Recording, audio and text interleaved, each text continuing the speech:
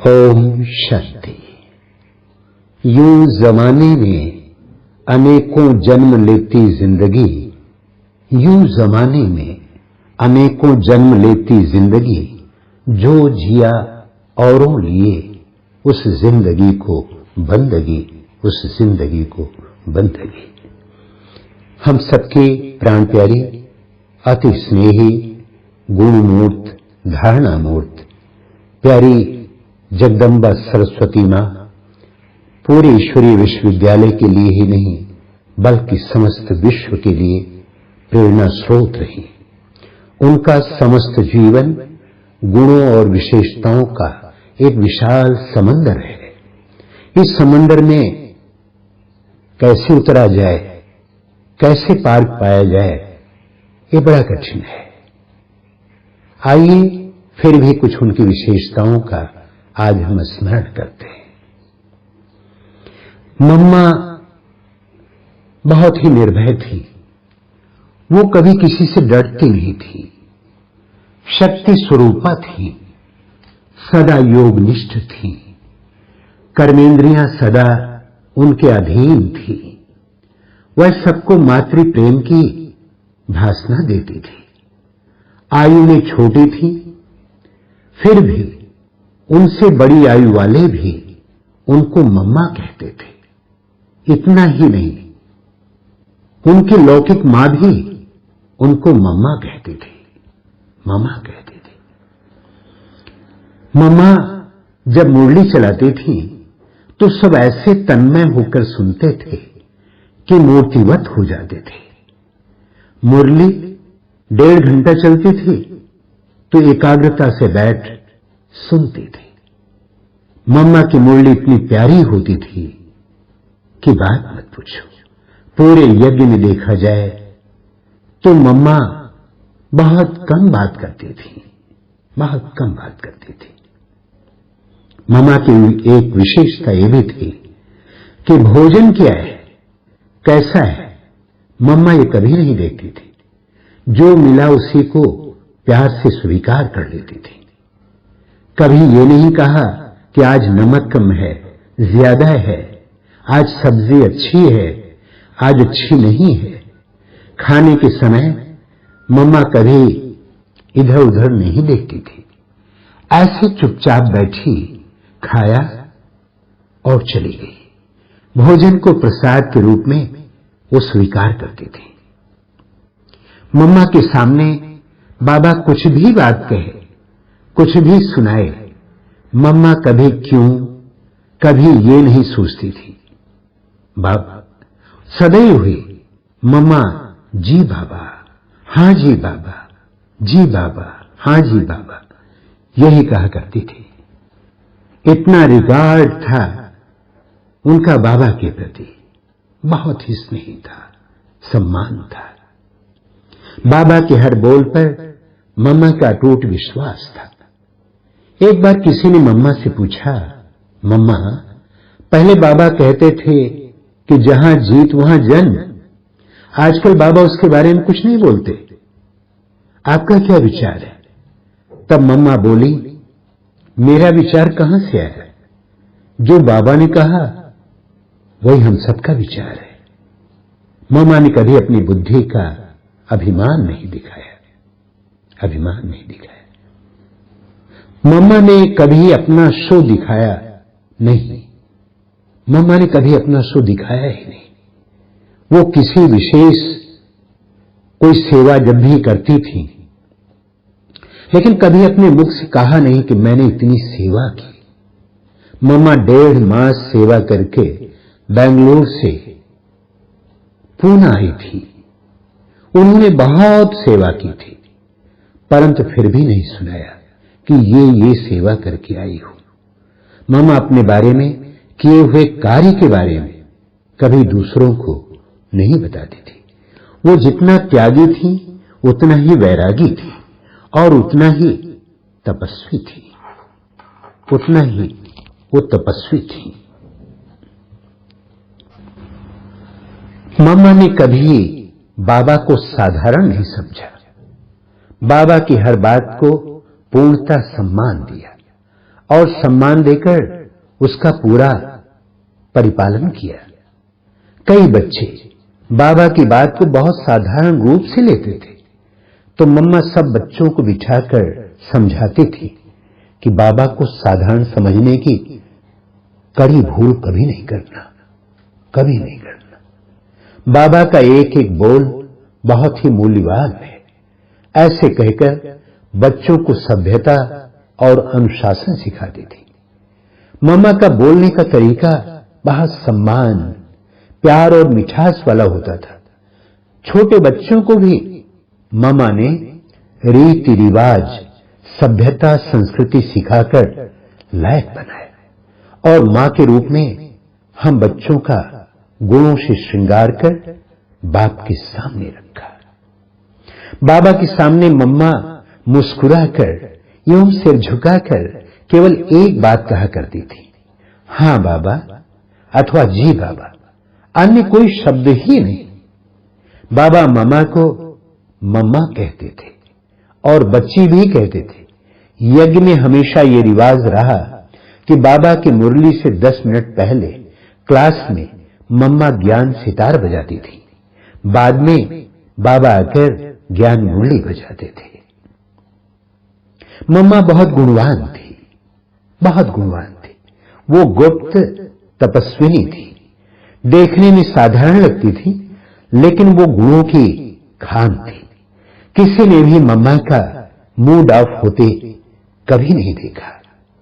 बाबा के हर वचन का पालन शीघ्र और संपूर्ण रूप से वो किया करती थी। मम्मा में पालना की अद्भुत शक्ति थी, अद्भुत शक्ति थी।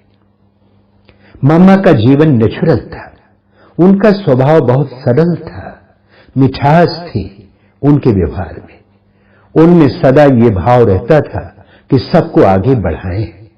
मम्मा हरेक की योग्यता और विशेषता अनुसार वही कार्य दिया करती थी जो वो कर सके, जो वो सहज कर सके। मम्मा का शिव बाबा के साथ साथ ड्रामा में अटूट निश्चय था, अटूट निश्चय था। मम्मा ड्रामा के ऊपर हमें 2-2 घंटे क्लास कराती थी। मम्मा कहा करती थी कि जितना बाबा पर निश्चय है उतना ही ड्रामा पर भी निश्चय होना चाहिए, विश्व नाटक में निश्चय होना चाहिए, तभी आप ईश्वरीय जीवन में एक रस अवस्था में रह सकेंगे। मम्मा के सारे जीवन में देखा गया कि ड्रामा पर अटल और अचल होने के कारण वह हमेशा एक रस रहती थी। पूरे युद्ध स्थल यज्ञ के कारोबार में बाबा ने मम्मा को ही आगे रखा। यज्ञ ही मम्मा के नाम पर था। स्थापना के हर कार्य में जितनी भी परीक्षाएं आई, मम्मा ने शिव शक्ति सेनानी का नेतृत्व किया, शिव शक्ति सेना का नेतृत्व किया। कितनी भी कठिन परिस्थितियां आई, विघ्न आए, लेकिन मम्मा ने हंसते हंसते अचल अडोल होकर सामना किया और यही नहीं, उस पर विजय प्राप्त की, सहर्ष विजय प्राप्त की। शिव शक्ति सरस्वती मां विशेषताओं की खान थी। एक बार मम्मा से पूछा गया, आपसे पहले भी आई हुई बहनें यज्ञ में बहुत हैं, फिर भी आप अपने पुरुषार्थ में सबसे आगे बढ़े। आप में ऐसी कौन सी एक बात थी जो आप सबसे आगे निकल गई? मम्मा ने कहा, ये तो बहुत कठिन प्रश्न है, क्योंकि कोई व्यक्ति एक ही बात से आगे नहीं बढ़ता, कई बातें होती हैं, उन सबके तालमेल से व्यक्ति जीवन में आगे बढ़ता है। तो मैंने कहा, नहीं, मैं एक ही बात जानना चाहता हूं जिससे ही आप पुरुषार्थ में आगे बढ़े। काफी समय सोचने के बाद मामा ने कहा, मैं समझती हूं कि मेरे में जो दृढ़ता है ना, कि एक बार कोई संकल्प किया, एक बार कोई संकल्प किया तो उसको किसी भी हालत में पूर्ण करना ही है। इसी गुण से मैं आगे बढ़ रही, मैं आगे बढ़ रही हूं। वाह मम्मा, वाह। मीठी मम्मा, उनकी धारणा बहुत उच्च कोटि की थी। मम्मा बोलती बहुत कम थी। केवल क्लास में या किसी से व्यक्तिगत रूप में मिलते समय हम उनकी आवाज सुनते थे। परमात्मा की याद में लवलीन रहने की उनकी एक स्वाभाविक प्रवृत्ति बन गई थी। उनके आसपास के प्रकंपनों से जो अपनेपन का अनुभव होता था वो बहुत सुखद प्रतीत होती थी, बहुत सुखद। उनके हर अनुभव में, उनके हर शब्द में ज्ञान समाया रहता था।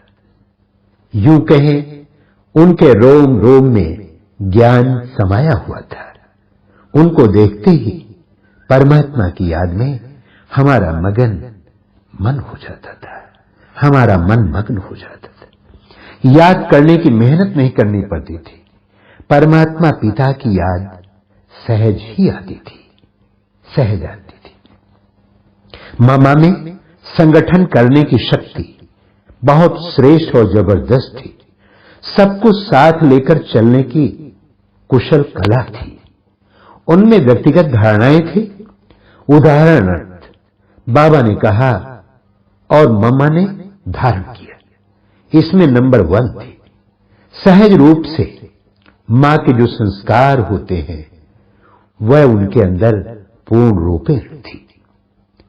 समर्पित होने का उनका वो तरीका जिसको झाटकू कहते हैं, झाटकू कहते हैं, कई भाई बहनों के लिए एक आदर्श बना।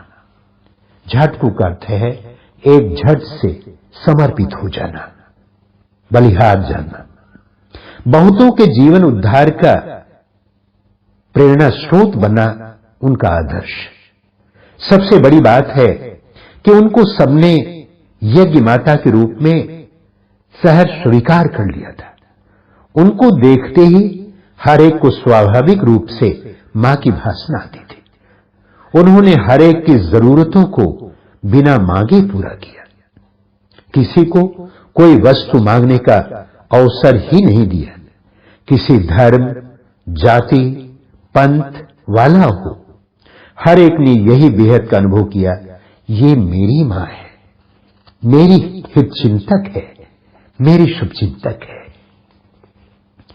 शिव शक्ति सरस्वती मां, उनसे सब संतुष्ट थे और मातेश्वरी जी भी सभी से संतुष्ट थी। मातेश्वरी जी किसी के भाव स्वभाव के प्रभाव में नहीं आती थी, सबको प्रेम से जीतती थी। इसीलिए कोई उनको पराया नहीं समझता था। ईश्वरीय ज्ञान की नई बातों को न मानने वाले भी मातेश्वरी जी के व्यक्तित्व की सराहना करते थे। सभी उनको अपनी मां समझते थे, अपनी मां समझते थे। सत्य तो यह है कि मम्मा ने ब्रह्मा बाबा के तन में अवतरित परमात्मा शिव के अति गुह्य व गोपनीय राज को अत्यंत गहराई से परखकर शीघ्र ही अपनी कुशाग्र एवं पवित्र बुद्धि का परिचय दे दिया था। यज्ञ के इतिहास से यह स्पष्ट है कि बाप दादा की प्रेरणाओं व आज्ञाओं को यथार्थ रीति समझकर उन्हें यज्ञ में कार्यान्वित करने का उत्तरदायित्व उन्होंने पूर्ण कुशलता के साथ निभाया। वो अन्य यज्ञवत्सों को बार बार समझाती थी कि यह आज्ञा किसकी है, यह आज्ञा किसकी है। स्वयं जानी जाननहार ऑलमाइटी अथॉरिटी की है। अतः ड्रामा में ये कार्य करने से पहले ही पूरा हो जाता था। कोई भी कार्य करने से पहले ही जैसे पूरा हो जाता था। हमें केवल निमित्त होकर हाथ पैर चलाने हैं। मम्मा ये कहा करती थी कि ये आज्ञा स्वयं ऑलमाइटी की है, जानी जाननहार की है। इसलिए ड्रामा में ये कार्य पहले से ही पूरा हुआ पड़ा है। हमें केवल निमित्त होकर हाथ पैर चलाने हैं, निमित्त बन जाना है और ये कार्य तो हुआ पड़ा है। मातेश्वरी जी हर एक को कहती थी कि किसी को मम्मा से किसी बात पर व्यक्तिगत रूप से मिलना हो तो किसी भी समय बिना पूछे आ सकता है। किसी भी तरह की औपचारिकता की आवश्यकता नहीं। इस प्रकार मां अपना सारा जीवन बच्चों की उन्नति और सेवा के लिए दिया करती थी। वह जितनी बड़ी अथॉरिटी थी उतना ही निर्माण भी थी। अति निर्माण, अति निर्माण। मम्मा की चाल को देखकर बाबा कहते थे, देखो धरती भी मम्मा को प्यार करती है। फरिश्तों की तरह मम्मा हमेशा हल्का रहती थी। मम्मा कितनी भी सेवा करती थी, लेकिन कभी भी उनके चेहरे पर थकावट नजर नहीं आती थी। सदा मुस्कुराती और हल्की नजर आती थी। बाबा सदा कहते थे कि मम्मा इतनी पक्की पिद्दी है कि एक शिव बाबा को ही दिलवर बनाती और किसको भी दिल की बात नहीं सुनाती। जब भी मम्मा किसी जगह से विदाई लेती थी तो सबकी आंखें नम हो जाती थी, पर मम्मा इतनी पक्की थी कि कभी भी उनकी आंखों में आंसू नहीं आते थे। मम्मा कहा करती थी, बहाओ आंसू, कोई बात नहीं, लेकिन प्रेम के आंसू। अगर प्रेम के आंसू है तो मोती बन जाएंगे। अगर प्रेम के आंसू हैं तो मोती बन जाएंगे। हम सबकी प्राण प्यारी सरस्वती मम्मा मां सदा कहा करती थी, सदा सबको सुख दिया करो, पांचों तत्वों को भी दुख नहीं देना। अगर कोई जोर जोर से चप्पल से आवाज करते हुए चलता है तो मम्मा कहा करती थी, धीमे धीमे चला करो, धरती को भी कष्ट नहीं देना, तत्वों को भी तुम सुख दो ताकि ये तत्व भी तुम्हें सुख दे। जिस प्रकार एक मां अपनी बच्ची को हर बात समझाती थी कि कैसे बात करे, कैसे चले, कैसे व्यवहार करे, वैसे मम्मा भी हर तरह की शिक्षा देकर हम बच्चों को योग्य बनाती थी। जब भी मैं मम्मा को देखती थी तब मम्मा मुझे सजी सजाई ताजधारी शिव शक्ति के रूप में दिखाई पड़ती थी।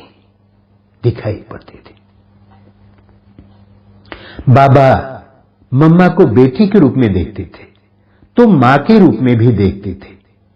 बाबा ने उनको हमेशा यज्ञ माता का ही सम्मान दिया। कभी बाबा मम्मा को कहते थे, मम्मा आप तो यज्ञ माता हैं, जगत माता हैं, बच्चों को याद प्यार दो। तो मम्मा बाबा के कहने अनुसार याद प्यार देती थी। बाबा भी मम्मा को बहुत इज्जत देते थे और वैसे व्यवहार भी करते थे। इस प्रकार बाबा मम्मा को बेटी के रूप में आज्ञा भी करते थे और यज्ञ माता के रूप में अथाह सम्मान भी देते थे। मम्मा को देखते हुए सामने वालों को दीदार व अनुभव होते थे। क्यों? मम्मा की गहन तपस्या और उनकी धारणा ही थी जो देखने वालों को दीदार हो जाते थे, बाबा का साक्षात्कार हो जाता था। मम्मा के सामने कैसा भी कठोर विरोधी व्यक्ति झुक जाता था। किसने झुकाया? मम्मा के आदर्श, धारणा युक्त तपस्वी जीवन और बाबा के प्रति उनकी अगाध समर्पण भावना ने बाबा को देखते ही उनका शक्ति रूप, मम्मा को देखते ही उनका शक्ति रूप, तेजस्वी रूप और मातृ प्यार खींचता था। वो पवित्रता की मूर्ति थी, धीर, गंभीर तथा बाबा के हर कदम का अनुसरण करने वाली शेरनी शक्ति महसूस होती थी। भक्ति मार्ग में हम दुर्गा स्तुति पढ़ते थे तथा नवरात्रि में 9 दिन व्रत भी रखते थे। मामा हमेशा मुझे दुर्गा रूप में दिखाई देती थी। वो हमेशा हमारे में शक्ति भरती थी। मम्मा कन्याओं में शक्ति भरती और कहती थी कि शिव बाबा का नाम बाला करने वाली आप शक्तियां सेवाधारी बनो, सेवाधारी बनो। मम्मा के व्यक्तिगत पुरुषार्थ के बारे में एक बात अति महत्वपूर्ण है कि मम्मा को एकांतवास बहुत प्रिय लगता था। वो रोज 2 बजे उठकर बहुत प्यार से बाबा को एकांत में याद करती थी। मामा की याद इतनी प्यार भरी रहती थी कि उनके आंखों से प्रेम के मोती निकलते थे।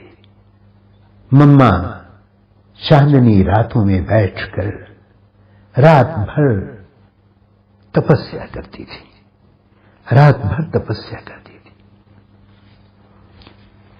हम सबकी प्राण मूर्त शिव शक्ति सरस्वती मां, हम सबने देखा कि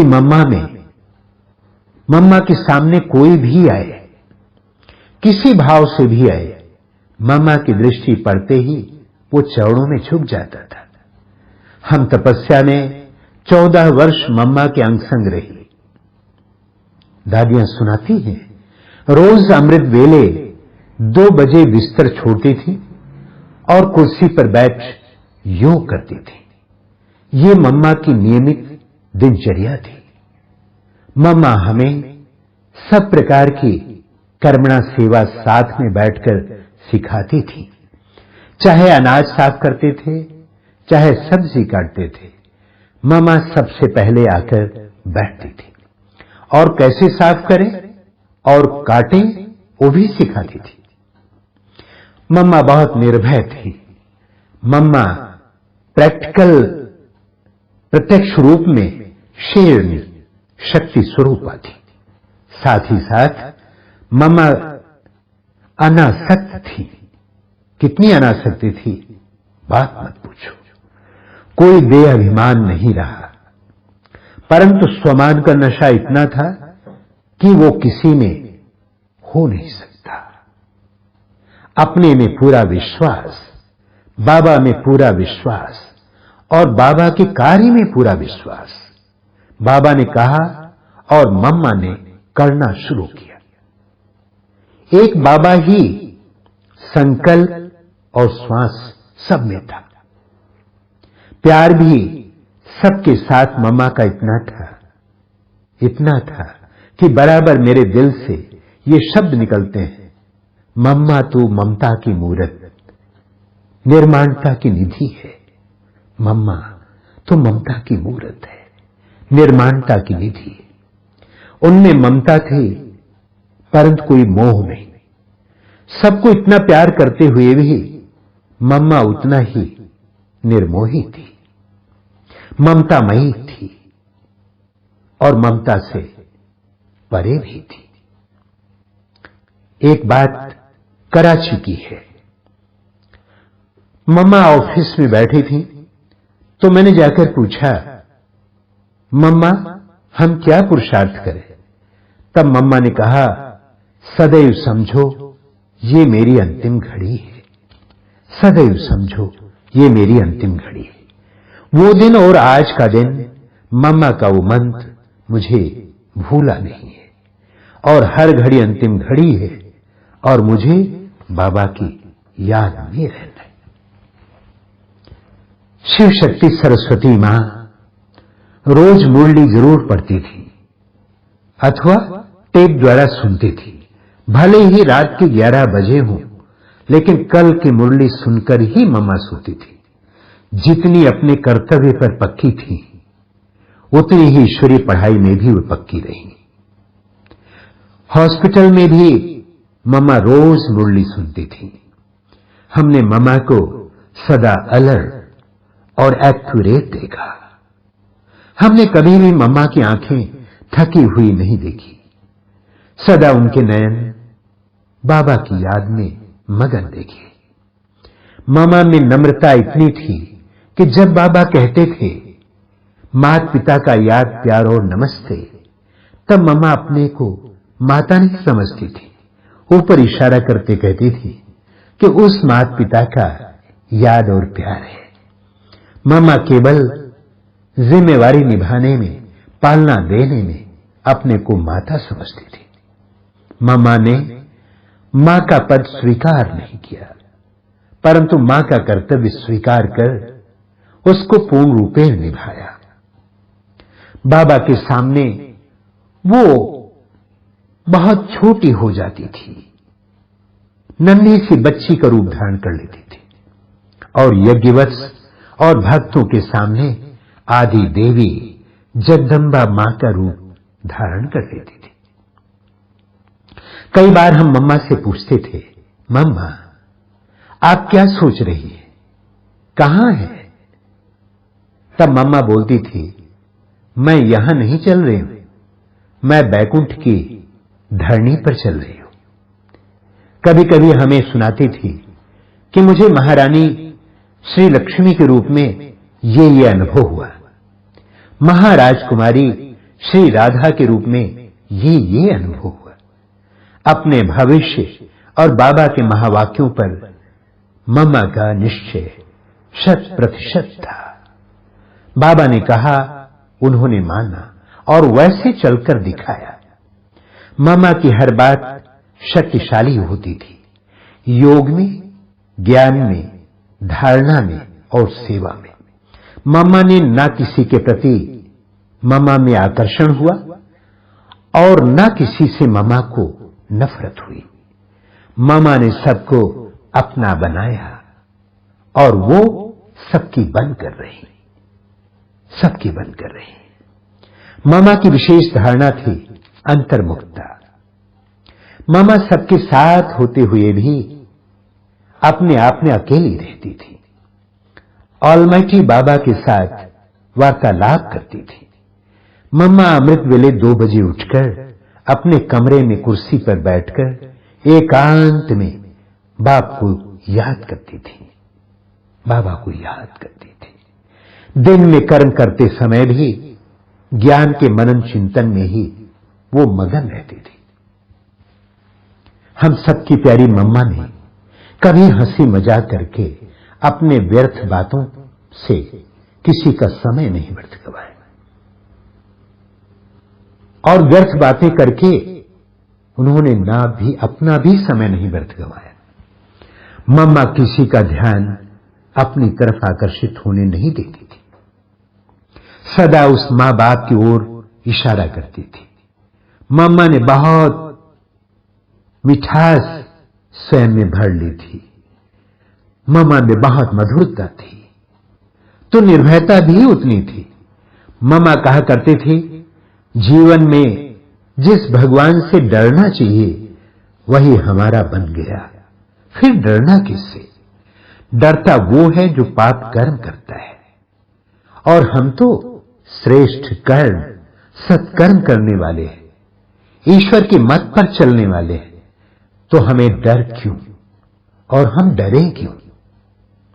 खाने पीने में भी मम्मा की कोई आसक्ति नहीं थी।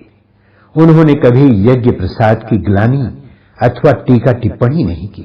जो मिले, जैसा मिले, जितना भी मिले, उसको आदर से और अनासक्त भाव से मम्मा ने स्वीकार किया, स्वीकार किया। कहां तक गिनाए मम्मा में अद्भुत विशेषताएं थी और उन विशेषताओं का स्मरण करते ही नयन सजल हो उठते हैं।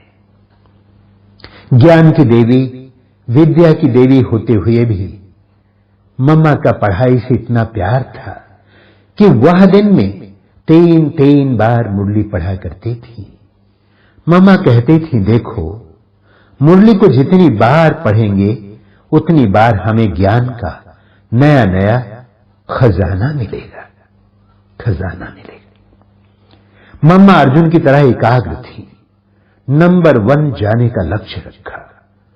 मम्मा हम बच्चों को सदा कहती रहती थी कि सदा विचार ऊंचे रखो तो बाप समान बन जाएंगे। सदा बाप को देखो, आप स्वयं को देखो, किसी अन्य को नहीं देखो। बाबा व ड्रामा पर निश्चय रखो तो कर्मातीत बन जाए। मम्मा की दृष्टि शक्तिशाली होती थी। एक दिन मम्मा चांदनी रात में बैठकर योग कर रही थी। दादियां कहती हैं, मैं जाकर उनके सामने बैठी तो मम्मा ने दृष्टि दी और मैं ध्यान में चली गई। ध्यान में देखा कि चारों तरफ प्रकाश ही प्रकाश है और उसके बीच में ऑलमाइटी बाबा दिखाई दे रहे हैं। हम सबने दादी प्रकाशमणि का वो चित्र भी देखा है। माते श्री जगदम्बा सरस्वती पलंग पर बैठी हैं और दादी जी को बड़ी गहरी तन्मयतापूर्ण दृष्टि दे रही हैं। योग कैसे करें, यह भी मम्मा ने हमें सिखाया। वह अपने साथ संदली पर बिठाकर हमें योग कराती थी, हमारी अवस्था को चेक करती थी। कर्मणा सेवा करते समय भी मम्मा अपनी ही स्थिति में स्थित रहती थी। मैंने एक बार मम्मा से पूछा कि मम्मा, आप अभी गेहूं साफ कर रही हैं, अभी आपका क्या संकल्प चल रहा है? मम्मा ने कहा, हम गेहूं साफ नहीं कर रहे हैं, हम साक्षी दृष्टा होकर कर्मेंद्रियों से साफ करा रहे हैं। मैं नहीं कर रही हूं बल्कि करा रही हूं। शिव शक्ति सरस्वती मां हफ्ते में एक बार हम सुप्रीम पार्टी वाले मम्मा के साथ बैठकर अमृत बेला योग करती थी। दादी जी अपना अनुभव सुनाती हैं। जब मम्मा चांदनी में बैठकर योग करती थी तो हम भी जाकर एक के कोने में बैठ योग करते थे। कभी कभी मम्मा को ही अपने ग्रुप में बुलाते थे और मम्मा 3:30 से 4 बजे तक हम सबको योग कराती थी। जब मम्मा के सामने बैठ हम योग करते थे तो हमें ज्ञान चंद्र मां के शीतल प्रकंपनों से शांति धाम का अनुभव होता था। ज्ञान चंद्रमा से शीतल प्रकंपनों का शांति धाम का अनुभव होता था।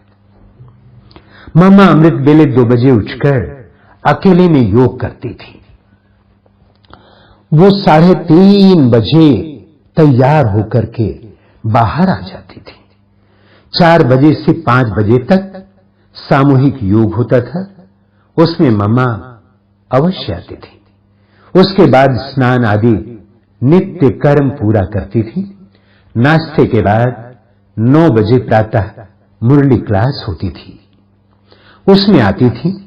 उसके बाद एक एक दिन एक एक बहन को संदली पर बिठाकर ज्ञान की कोई न कोई पॉइंट्स पर समझाने के लिए कहती थी।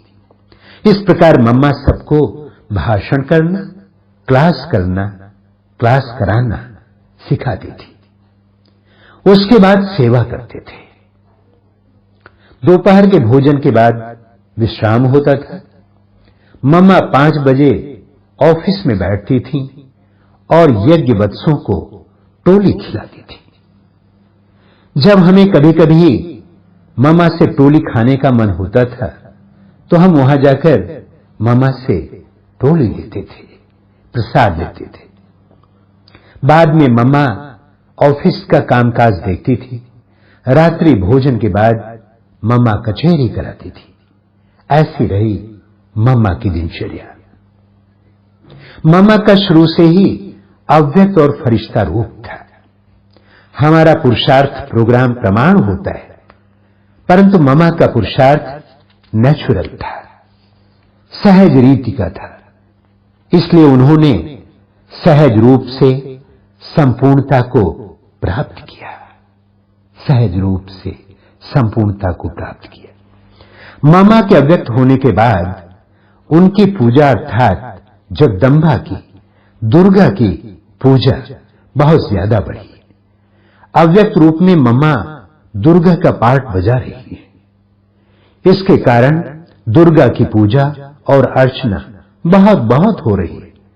कलकत्ते में तो देखने वाला दृश्य होता है कि दुर्गा पूजा क्या होती है।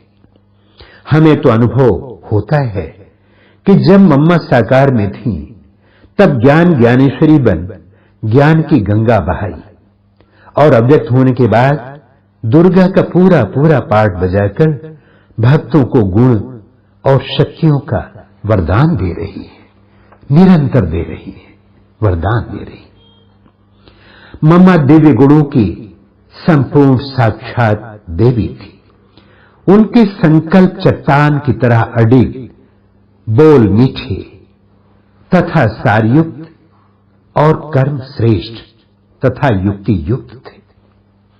मम्मा इतनी योग युक्त, गंभीर और शांत रहती थी कि उनके आसपास के वातावरण में सन्नाटा छाया रहता था, जो सभी को प्रत्यक्ष अनुभव होता था, प्रत्यक्ष महसूस होता था। ऐसा लगता था मानो वो कोई चलता फिरता लाइट हाउस, माइट हाउस हो। मामा की चाल फरिश्तों जैसी थी। आश्रमवासियों को पता भी नहीं चलता था कि कब मम्मा उनके पास से गुजर गई और कब से वो उनके पीछे खड़ी हुई उनकी एक्टिविटी का निरीक्षण कर रही थी।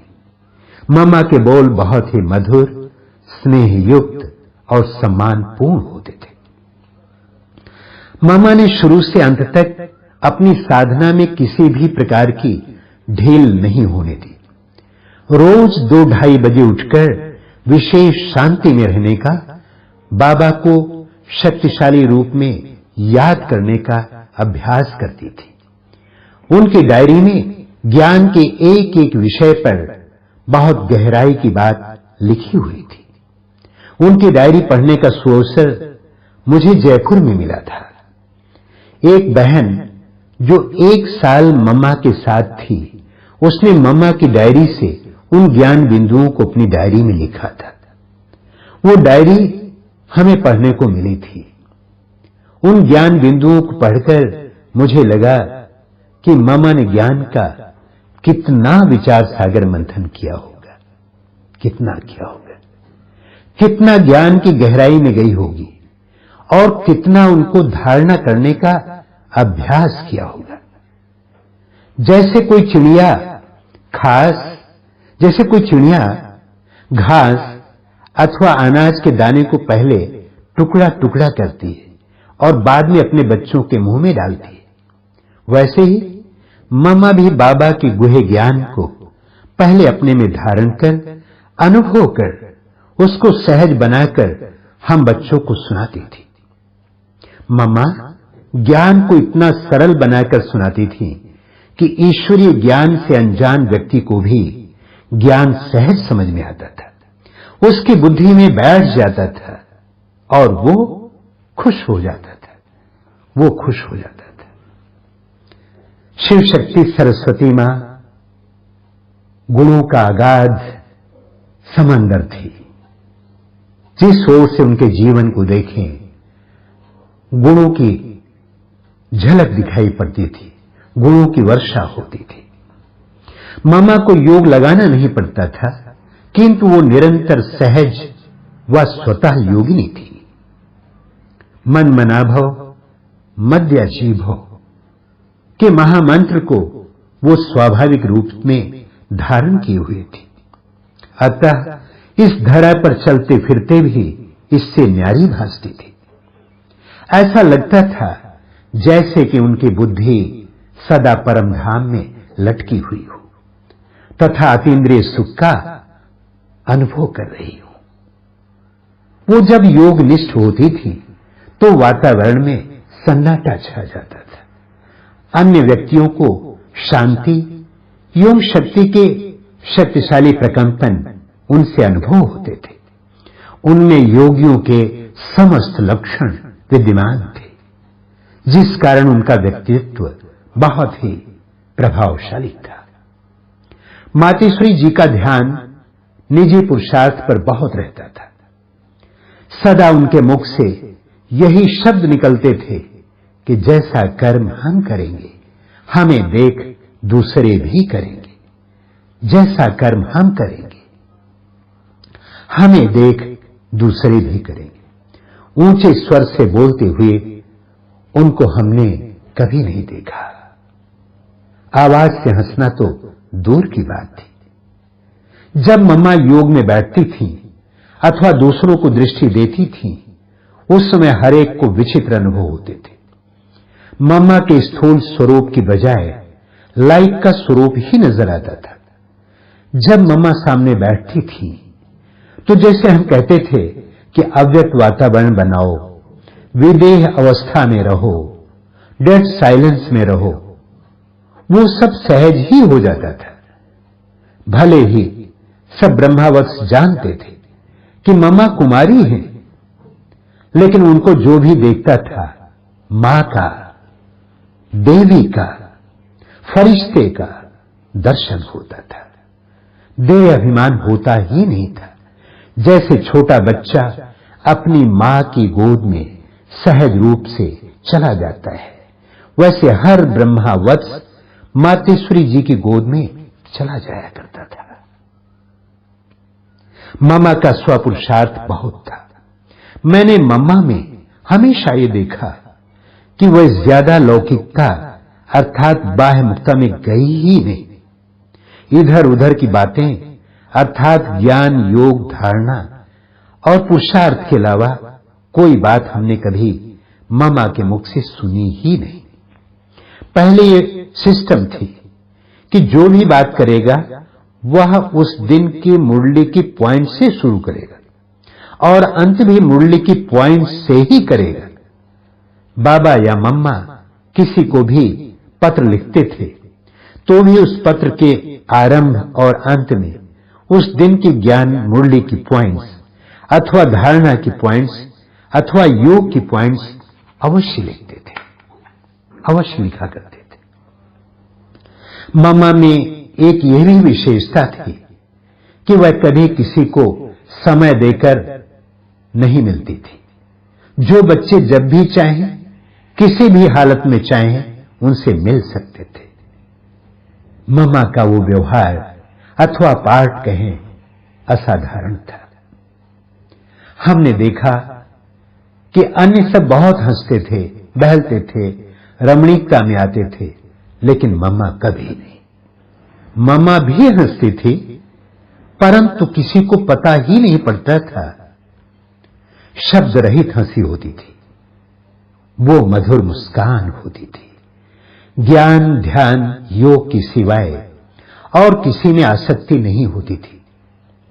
अन्य लोग बाबा के साथ खेलना, रास करना आदि करते थे, लेकिन मम्मा नहीं। इसका अर्थ यह नहीं कि मम्मा हर बात से किनारा करके अलग रहती थी, नहीं। मम्मा सब कार्यक्रम जैसे पिकनिक, घूमना, फिरना, खेल पाल आदि में जाती थी, परंतु अपने पुरुषार्थ में मगन रहती थी। ये सब क्रियाकलाप साक्षी होकर देखती थी। इस प्रकार मम्मा का स्वपुरुषार्थ बहुत तीव्र था। मम्मा ने कभी अपना पुरुषार्थ शिथिल नहीं हुआ। मम्मा का पुरुषार्थ कभी ढीला नहीं हुआ। और विशेषताओं के इस क्रम में मम्मा के देखने का ढंग ही विचित्र था। जैसे बाबा हमें देखते हैं और उनको देखते ही हम सब कुछ भूलकर एक अतीन्द्रिय अनुभव में चले जाते हैं, अतीन्द्रिय अनुभव में चले जाते हैं। उसी प्रकार मम्मा की दृष्टि, मम्मा का चेहरा इतना रूहानी भरा होता था कि सामने वाला अपने को इस दुनिया से न्यारा और निराला अनुभव करता था। मम्मा हो अथवा बाबा हो, दोनों में कोई भी हमें योग कराते थे तो हम यहां नहीं रहते थे, कहीं दूर चले जाते थे, अनुभव में खो जाते थे, खो जाते थे। उस समय हमें प्रैक्टिकल अनुभव होता था कि हम परमधाम में हैं। 4-5 घंटे तक भी हम सब और मम्मा बाबा एक ही मुद्रा में बैठे योगस्थ रहते थे, योग स्थित रहते थे। शरीर बिल्कुल टस से मस्त नहीं होता था। मम्मा की एक विशेषता यह भी थी कि जब भी मैं मम्मा को देखती थी तो उनके चारों ओर सफेद लाइट ही लाइट दिखाई पड़ती थी। दादियां कहती हैं, ऐसे लगता था कि मम्मा शरीर में नहीं है, ऊपर सफेद प्रकाश में रहती हैं, फरिश्ता नजर आती हैं। मामा दिन रात बाबा को याद करती थी। हम कभी रात को उठकर दरवाजे के सुराग से देखते थे तो मामा कुर्सी पर बैठी नजर आती थी। कभी बालकनी में बैठ योग करती थी, कभी चांदनी में बैठ योग करती थी। मैं समझती हूं कि योग से ही मम्मा इतनी महान बनी। मम्मा ने कभी अपनी तरफ इशारा नहीं किया। मम्मा हमेशा कहती थी, मेरी मम्मा को याद करो, मेरी उस मां को याद करो, मेरी उस मां को याद करो। चलते फिरते मम्मा हमारे से पूछती थी, बच्ची बाबा को कितना याद करती हो, बाबा से कितना प्यार करती हो। इस प्रकार ज्ञान की लोरी के साथ योग का भी ध्यान खिंचाती थी। मामा जब दृष्टि देती थी तो उनकी आंखें इतनी चमकती थी जैसे कि उन आंखों से बाबा देख रहा हो। मामा की दृष्टि से उनका संपूर्ण स्वरूप दिखाई पड़ता था। मामा ऐसे लगती थी कि वह यहां की है ही नहीं, वह ऊपर से आई है, वो देहधारी हो ही नहीं सकती, सूक्ष्म शरीरधारी लगती थी। उनकी दृष्टि में इतनी ताकत थी कि जिसको भी वह देखती थी उसके विचार ही बदल जाते थे। शिव बाबा हमेशा कहते थे कि बाबा नंबर 1 है, परंतु तुम्हारी मां तो +1 में गई। मामा के चेहरे पर हमने कभी उदासी नहीं देखी, उनका सदैव मुस्कुराता हुआ चेहरा था। मामा का एक एक बोल बहुत ही सुख देने वाला था। मामा के दृढ़ता भरे बोल सदैव औरों को भी दृढ़ संकल्पधारी बनाते थे। मामा की दृष्टि पाते ही कईयों को अशरीरीपन का अनुभव होता था। मामा की शीतल गोद जन्म जन्मांतर के विकारों की तपत बुझाने वाली थी। अनोखा अनुभव होता था। मामा बाबा को फॉलो करने में नंबर 1 थी, इसलिए बाबा की सारी दिनचर्या सवेरे से लेकर रात तक कैसे चलती थी उसको सुनकर फॉलो करती थी। हम सबकी मीठी मम्मा अद्भुत थी। मातेश्वरी जी का यज्ञ से अत्यंत स्नेह था। वह कहा करती थी कि यज्ञ की कोई चीज बेकार नहीं जानी चाहिए। एक बार की बात है कि यज्ञवत्स गेहूं साफ करके बोरी में भर चुके थे। कुछ गेहूं इधर उधर बिखरे हुए थे। मातेश्वरी जी ने ध्यान दिलाते हुए बड़े ही स्नेह से कहा, एक एक गेहूं का दाना एक एक मुहर के बराबर है। वह यज्ञ की एक एक चीज की कीमत भली भांति जानती थी और बतलाती भी थी। वह कुशल प्रबंधक थी। यज्ञवत्सों की स्थूल के साथ सूक्ष्म आध्यात्मिक पालना पर भी उनका विशेष ध्यान रहता था। मामा कुशल प्रशासक के रूप में छोटी उम्र में ही यज्ञ कारोबार की जिम्मेवारी संभालने के निमित्त बनी और सभी के दिलों को जीत लिया। मामा सदैव कहा करती थी कि किसी के भी अवगुणों का चिंतन न कर सदा गुणग्राही बनना चाहिए। सभी आत्माओं की विशेषताओं को देखो, हंस की तरह मोती चुगो, मोती चुगो। और मम्मा खुद धारणा मोत होने के कारण धारणा की क्लास ही ज्यादा कराती थी। वो क्लास सबको बहुत आकर्षित करती थी। मम्मा ने अमृत वेला कभी मिस नहीं किया। एक बार मुंबई में एक मंत्री जी मम्मा से मिलने आए। मंत्री जी के जाते जाते रात के 12 बज गए। दूसरे दिन मम्मा अपनी दिनचर्या के अनुसार सुबह 2 बजे ही उठी। उनसे पूछा गया, मम्मा आप तो करीब 1 बजे सोई होंगी, फिर आप अपने समय पर इतनी जल्दी उठ गई?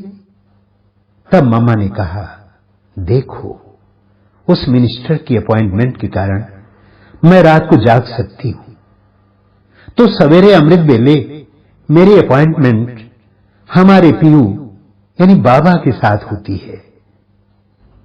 ये हम कैसे मिस कर सकते हैं? ये हम कैसे मिस कर सकते हैं? मामा ने कभी अमृत वेला मिस नहीं किया, मिस नहीं किया। वाह अनमोल मां, अद्भुत अद्भुत अद्भुत। मातेश्वरी जगदम्बा सरस्वती गुणों की खान थी। उनके इस गुणोदधि से हम रत्न चुने और अपने जीवन को महान बनाए, महान बनाए। ओम शांति।